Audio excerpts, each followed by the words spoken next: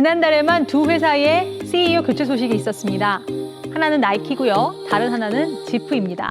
나이키가 최근에 실적이 많이 부진했죠. 나이키는 최근 몇 년 동안 D2C, Direct to Consumer라고 다른 리테일러들을 통하지 않고 소비자에게 직접 판매하는 전략으로 전환하면서 나이키 자체 매장과 온라인 판매를 확대했습니다. 팬데믹 동안에는 괜찮아 보였지만 팬데믹이 끝나면서 혁신적인 제품을 내놓지 못했다는 비판이 나왔습니다. 새로운 경쟁사들이 많이 생겼어요.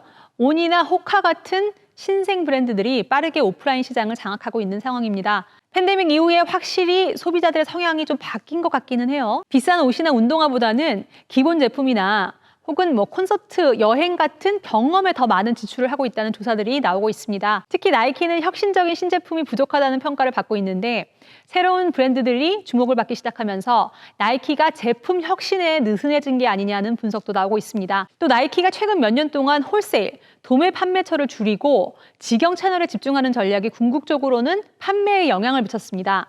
한국은 좀 다르지만 미국은 땅이 굉장히 넓은 나라잖아요.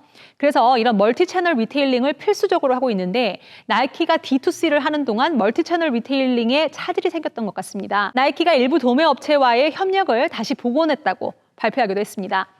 또 나이키의 올 회계연도 4분기 매출이 전년 대비 2% 감소했어요. 북미 시장에서의 수요가 약해지고 중국 시장의 경제 둔화의 영향을 받으면서 나이키는 앞으로 더 큰 도전에 직면할 것 같죠? 그런 이유로 새로운 CEO를 맞이하게 됐는데요. 현재 CEO인 존 도나후가 10월 13일에 사임하고 그 자리를 엘리엇 힐이 이어받을 예정입니다. 엘리엇 힐은 그냥 CEO가 아니에요. 무려 32년 동안 나이키에서 근무한 그야말로 진정한 나이키맨이라고 할 수 있겠습니다. 1980년대에 나이키의 인턴으로 시작을 해서 나이키 브랜드와 조던 브랜드의 마케팅을 총괄했고요. 유럽 시장과 북미 시장도 리드를 하다가 2020년에 은퇴를 했습니다. 그러다 이번에 나이키의 CEO로 복귀하게 돼서 어떤 새로운 바람을 불러일으킬지 궁금합니다.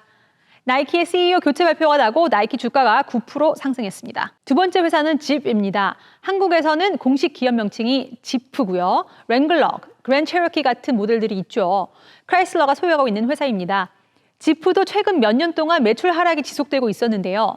지프의 상황은 꽤 심각합니다. 2018년에는 지프가 미국에서 97만 3천 대 이상의 SUV를 판매했는데요. 작년에는 64만 3천 대로 무려 34%나 하락했습니다. 전통적으로 많이 팔렸던 체러키 같은 주력 모델에서 새로운 제품이 나와주지 않았고 SUV 시장은 점점 치열해지고 비싸고 차체가 커서 기름도 많이 먹고 미국에서는 주로 오프로드 운전을 좋아하는 소비자들이 이런 차량을 찾는데요.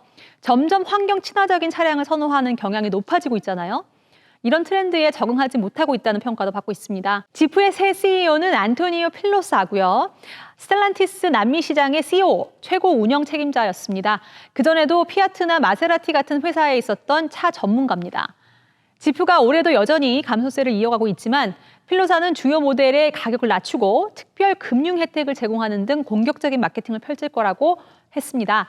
새로운 체로키 대체 모델을 통해서 다시 시장 점유율을 회복할 수 있을 것이라고 예견하고 있습니다. 지프가 이 계획을 통해 다시 한번 상징적인 SUV 브랜드로 자리매김을 할 수 있을지 앞으로의 행보가 매우 기대됩니다. 여러분, 오늘 소개한 두 CEO 교체가 각각 나이키와 지프에 어떤 변화를 가져올지 지켜보는 것도 흥미롭겠습니다. 앞으로도 기업들의 중요한 소식을 놓치지 않고 전해드리겠습니다. 진희조였습니다.